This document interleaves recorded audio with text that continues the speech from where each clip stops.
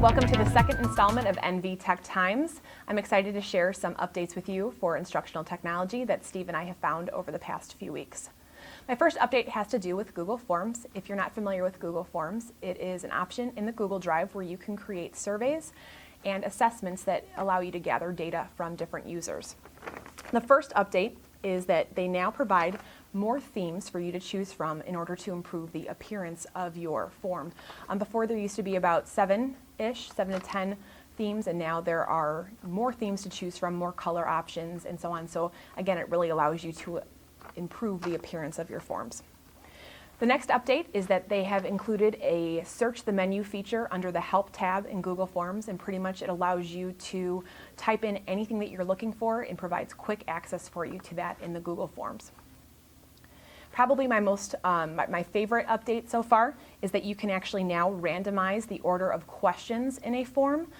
When you're creating the form, at the top there's a new little button that you can click on that says Shuffle Questions, and from there whoever takes the assessment or the survey, their questions will be in a different order than other people that take it. So this provides a little bit of differentiated instruction and allows you to kind of change around the order of the questions if you're providing an assessment to your students. A few updates for that is number one is that all responses will still feed into the same spreadsheet. Number two, my little suggestion that I found out the hard way is make sure that you do not number the questions, because the numbers actually travel with the questions throughout the form, so the students will get confused if they are put into random order. And yes, if you are a Flubberoo user, and again, Flubberoo is the Google Form grading add-on that you can use, Flubberoo still does work if you shuffle the questions, so that's a great thing to use.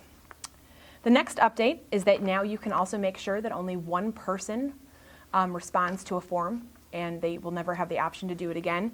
You can use the option at the top of the form that says allow only one user to submit the form. The only thing that I will tell you is if you want this option, all users who are completing the form do have to have a Google account, or else they won't be able to access it. If you use grid style questions in your form, you can now limit people to one response per column and shuffle the columns under advanced settings. If you've never used this option before, pretty much it just gives you a little bit more control over the data that you're collecting.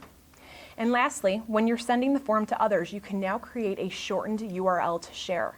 So after you've completed the form, if you look in the top right-hand corner, you can click on Send Form, and then from there will be a shortened URL link that you can click on, and it'll shorten it for you, which makes your life a lot easier. All right, my last update has to do with the Google Drive.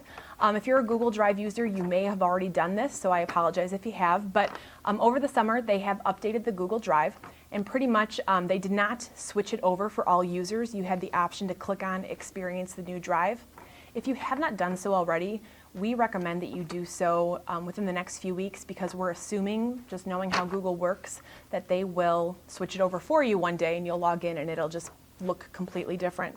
So pretty much when you're logged into the Google Drive, you'll click on the settings icon in the top right-hand corner, and you'll see that it says Experience the New Drive. If you don't have that there, you're probably already using the new drive.